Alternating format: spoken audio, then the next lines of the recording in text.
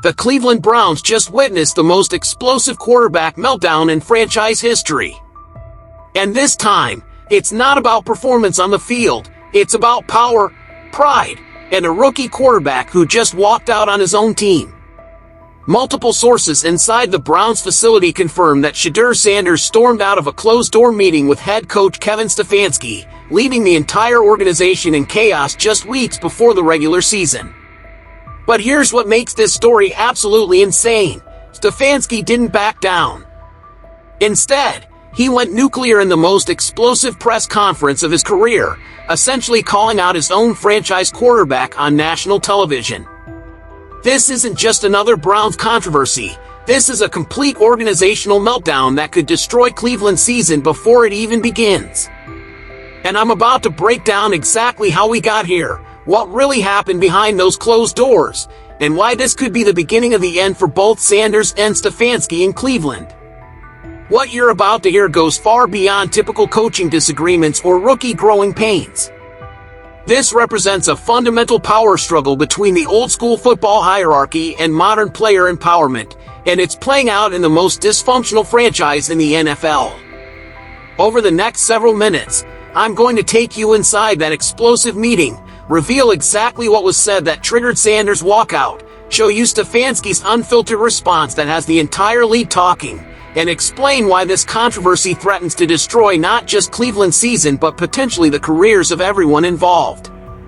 I've been covering NFL drama for years, but I've never seen anything quite like this. We're talking about a rookie quarterback challenging his head coach's authority so directly that he literally walked out of the building, and a coach so fed up with organizational interference that he's willing to publicly humiliate his own starting quarterback. The implications of this confrontation extend far beyond Cleveland. This could set a precedent that changes how player-coach relationships work throughout the entire league. Here's where this story gets absolutely wild, and I need you to understand just how unprecedented this situation really is. According to multiple team insiders who were present during this meeting, what started as a routine quarterback-coach discussion quickly escalated into the kind of confrontation that ends careers and destroys organizations. Picture this scene. Kevin Stefanski calls Shedeur Sanders into his office for what should have been a standard conversation about offensive installation, protection adjustments, and developmental timelines. This is the kind of meeting that happens dozens of times throughout training camp. Nothing unusual, nothing threatening. Sanders walks in expecting typical coach speak about preparation and improvement. But then everything changed in a way that nobody saw coming.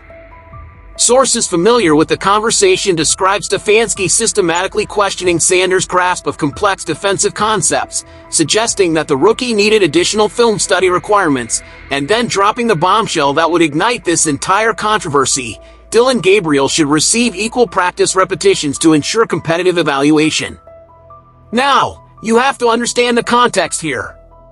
Sanders was drafted specifically because ownership wanted him as their franchise quarterback.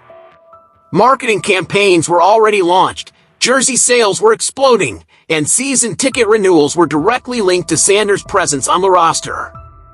But here's where Sanders reportedly maintained his composure initially, listening to Stefanski's concerns despite obvious disagreement brewing beneath the surface. The tension in that room must have been suffocating. Then Stefanski allegedly delivered the line that shattered any remaining diplomatic facade: being drafted doesn't guarantee your starting position. According to witnesses, that's the exact moment when Sanders' demeanor shifted dramatically, and the rookie's frustration finally boiled over. "You're not treating me like QB1, Sanders supposedly responded, his voice rising with each word. "You're treating me like I'm fighting for a roster spot." And that's when this meeting transformed from a coaching discussion into an organizational crisis that would consume the entire franchise. The exchange intensified rapidly from there, with Stefanski allegedly emphasizing a team-first mentality, earning opportunities through preparation, and respecting organizational processes, all the traditional coaching rhetoric that's worked for decades in the NFL. But Sanders wasn't having any of it. He reportedly countered by discussing ownership promises, media obligations, and franchise marketing commitments that had already positioned him as the face of the organization. What we witnessed in that room was two completely different philosophies colliding spectacularly, with neither side willing to yield ground. Stefanski represented the old-school approach where coaches have ultimate authority over personnel decisions, while Sanders embodied the new era of player empowerment where talent and marketability can override traditional hierarchies. The meeting concluded without any resolution, and that's when Sanders made the decision that would send shockwaves throughout the NFL. He stood up, walked out of Stefanski's office, traversed the locker room in complete silence while teammates watched in stunned disbelief, and exited the facility entirely without acknowledging anyone. Meanwhile, Stefanski remained seated in his office, reportedly stunned by this unprecedented display of quarterback defiance that challenged everything he believed about coaching authority and organizational structure. What happened next will go down as one of the most explosive press conferences in Cleveland Browns history, and trust me, that's saying something for a franchise that's provided decades of organizational chaos.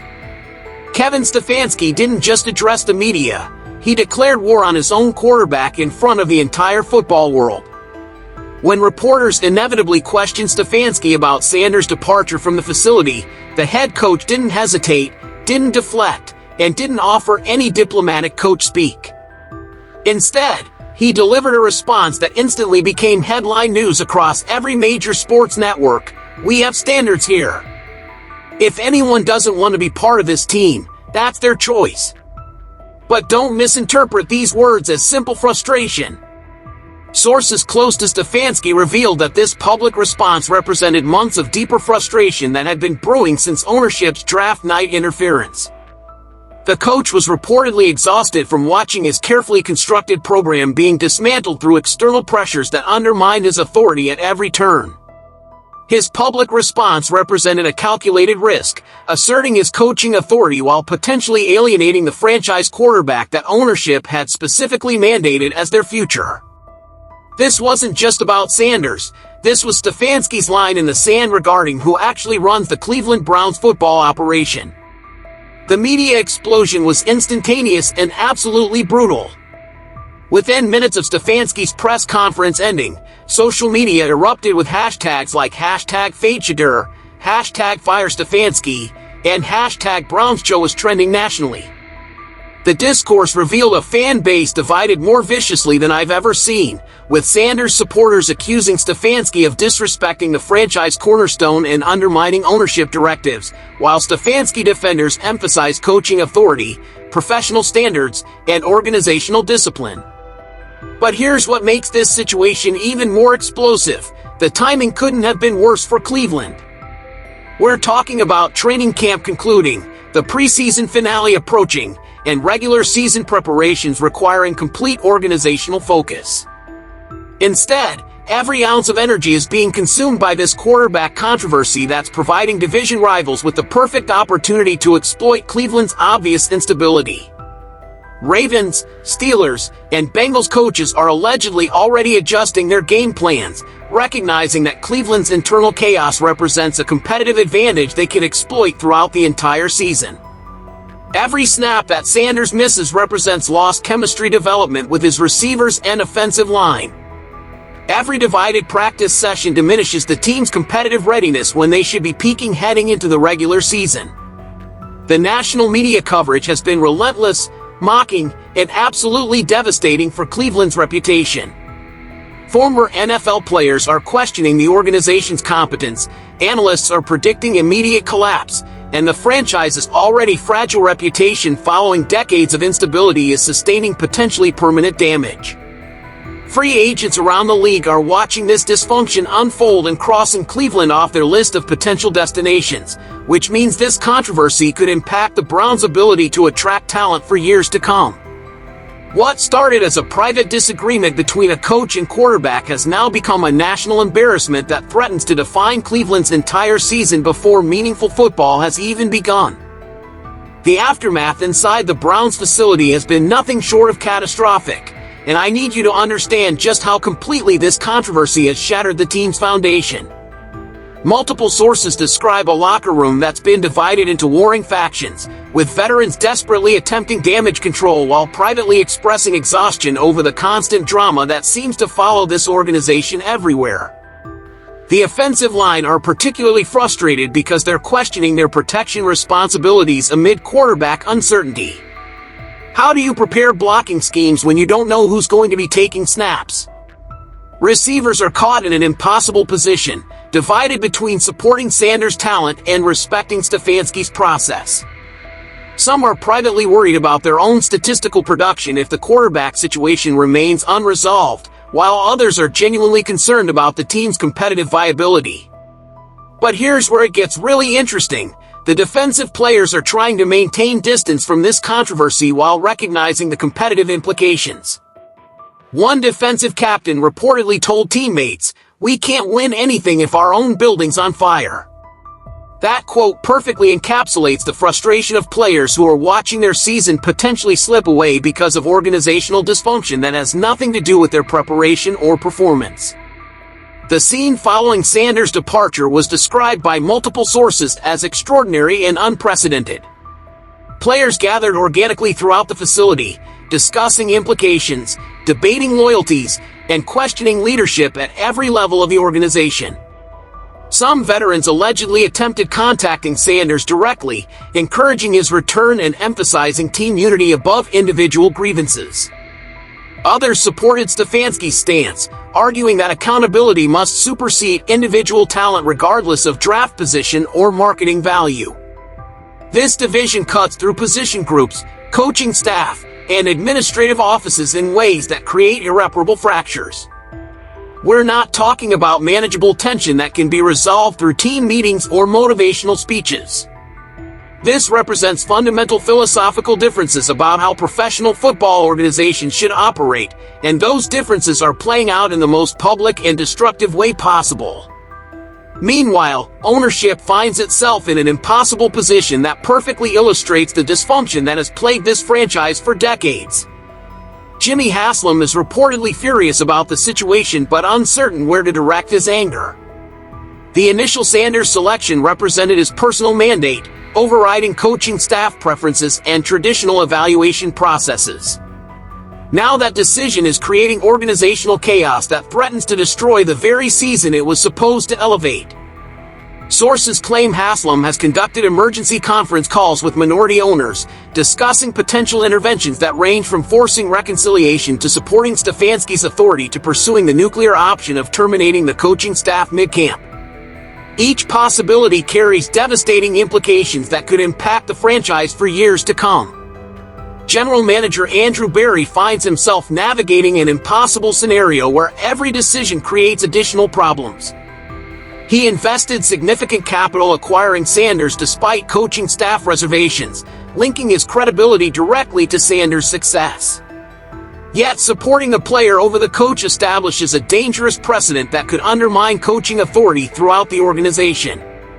Berry has reportedly attempted mediating between the parties, proposing compromise solutions and seeking middle ground, but neither side demonstrates any flexibility or willingness to compromise. This controversy transcends Cleveland's immediate concerns because league executives throughout the NFL are observing intensely, recognizing the potential ramifications for player-coach dynamics industry-wide. What happens in Cleveland over the next few days could fundamentally change how similar conflicts are handled throughout professional football, and that's why this story matters far beyond Browns fans or AFC North rivalries. If Sanders successfully challenges coaching authority through walkout tactics and ultimately gets his way, what prevents similar situations from erupting in locker rooms across the league? We could see a wave of player empowerment that completely undermines traditional coaching structures that have existed for decades. Young players with guaranteed contracts and social media platforms might feel emboldened to challenge coaches publicly whenever they disagree with personnel decisions or playing time allocations. Conversely, if Stefanski's hardline approach costs Cleveland their presumptive franchise quarterback, does that establish an equally problematic precedent where coaches can sabotage organizational investments through stubborn adherence to traditional hierarchies? Teams invest hundreds of millions of dollars in player acquisitions, and coaching staffs who undermine those investments could find themselves unemployed regardless of their philosophical principles. One NFC executive stated bluntly, "If this isn't fixed soon, Cleveland could lose more than just a quarterback, they could lose their entire fan base." That quote reveals how seriously league officials are taking this situation, recognizing that organizational dysfunction at this level damages the NFL's overall product and competitive integrity. The practical implications are staggering when you consider Cleveland's immediate circumstances. If Sanders doesn't return, the Browns face a legitimate quarterback crisis with Gabriel's suspension still active and backup options that are limited, unprepared, and completely inadequate for NFL competition. The preseason finale requires a quarterback, and the regular season opener approaches rapidly without an established starter, which means offensive installation stalls, chemistry development halts, and competitive hopes evaporate before the season begins. Yet forcing Sanders to return without genuine resolution ensures continued dysfunction that could be even more destructive than his absence. A divided locker room with permanently undermined coaching authority creates a toxic environment where success becomes impossible regardless of talent level or preparation quality. The national perception has shifted dramatically, transforming Cleveland from a potential playoff contender into a dysfunctional laughingstock that provides entertainment value rather than competitive respect. Media coverage has been relentless and devastating, with former players questioning organizational competence and analysts predicting immediate collapse that extends far beyond this single season. Behind the scenes, frantic negotiations are reportedly occurring with Sanders' representation allegedly demanding a public apology, guaranteed starter designation, and modified coaching approach that acknowledges his status as the franchise quarterback. Meanwhile, Stefanski's position remains unmovable regarding organizational standards that must apply universally regardless of draft position or marketing value. The human element deserves recognition because behind all this public posturing exist individuals facing career-defining moments that will impact their professional futures for years to come. Sanders represents supremely talented youth thrust into impossible circumstances, while Stefanski embodies accomplished coaching experience defending professional principles that have guided his entire career. Everyone loses when organizational dysfunction reaches these levels. Looking ahead, multiple scenarios remain possible, but none represent optimal outcomes for anyone involved in this organizational disaster. The first scenario involves Sanders returning with some form of public reconciliation that allows both parties to save face while resuming competition under a modified structure that acknowledges both coaching authority and player investment. However, sources close to both camps suggest this outcome appears increasingly unlikely as positions harden and pride prevents the compromise necessary for genuine resolution. The second scenario accelerates trade discussions that would see Sanders departing Cleveland entirely, allowing the organization to receive compensation while eliminating the controversy that's consuming all their energy and attention. This option might provide short-term relief but would represent a massive organizational failure that wastes significant draft capital and marketing investment while potentially creating long-term competitive disadvantages. The third scenario involves Stefanski's termination and the appointment of an interim coach who can work more collaboratively with Sanders, essentially allowing ownership to completely restructure the organization around their franchise quarterback investment. This nuclear option would satisfy Sanders' camp while establishing a precedent that coaches serve at the pleasure of star players rather than organizational hierarchy. The fourth scenario maintains the current status quo with continued dysfunction that allows this controversy to consume the entire season, creating a spectacular implosion that damages everyone involved while providing divisional rivals with competitive advantages that could impact playoff positioning throughout the AFC North. The ultimate question that haunts this entire situation is whether Cleveland can recover from this level of organizational chaos. Franchise history suggests otherwise, as dysfunction typically compounds rather than resolves in organizations that lack strong leadership and clear decision-making processes. Talented players often depart seeking stability, quality coaches avoid toxic situations, and free agents demand premium compensation for risking their reputations with dysfunctional franchises. This moment defines Cleveland's immediate future in ways that extend far beyond this single season.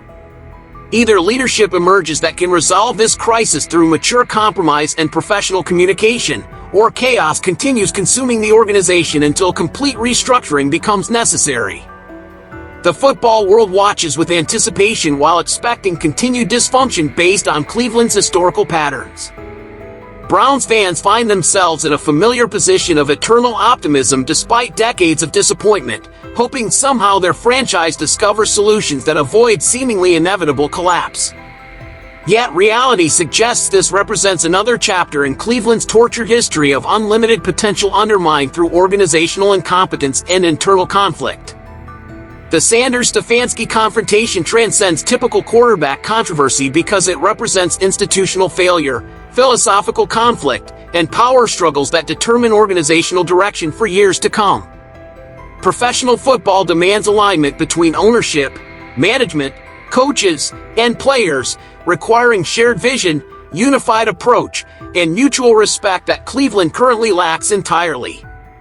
What began as quarterback competition has evolved into organizational civil war where nobody wins and everyone suffers.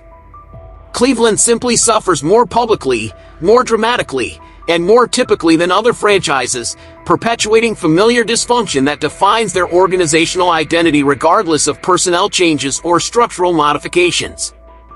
This story is far from over, and the implications extend far beyond Cleveland's immediate crisis. We're witnessing a fundamental power struggle that could reshape how player-coach relationships work throughout the NFL. Sanders' decision remains pending, Stefanski's position grows more uncertain by the hour, and ownership intervention becomes increasingly likely as this situation spirals completely out of control. The Cleveland Browns were supposedly transformed through new leadership and organizational changes, but instead they're perpetuating the same familiar dysfunction that has defined this franchise for decades. Another quarterback controversy is destroying another season before meaningful football even begins, proving that some organizations never learn from their mistakes. What's your take on this situation? Do you think Sanders was justified in walking out, or should he have respected the coaching hierarchy regardless of his draft status? And more importantly, how do you think this gets resolved, if it can be resolved at all? Drop your thoughts in the comments below because I'm genuinely curious to hear how you think this plays out. If you found this breakdown valuable and want to stay updated on every twist and turn of this developing story, make sure you're subscribed and hit that notification bell. This situation is evolving by the hour, and I'll be covering every major development as it happens. Trust me, you don't want to miss what comes next in this organizational meltdown. Speaking of quarterback controversies that shape franchises, you should definitely check out my video on how the Aaron Rodgers-Mike McCarthy feud destroyed Green Bay's championship window. The parallels to what's happening in Cleveland right now are absolutely striking, and it might give us some insight into how this Browns situation could ultimately play out. That video is linked on screen now. Before you go, I have to ask, which side are you on in this controversy? Team Sanders or Team Stefanski? And what do you think happens next? Does Sanders come back with his tail between his legs? Does Stefanski get fired? Or does this drag out all season long? Let me know in the comments, and I'll be responding to as many as I can throughout the day.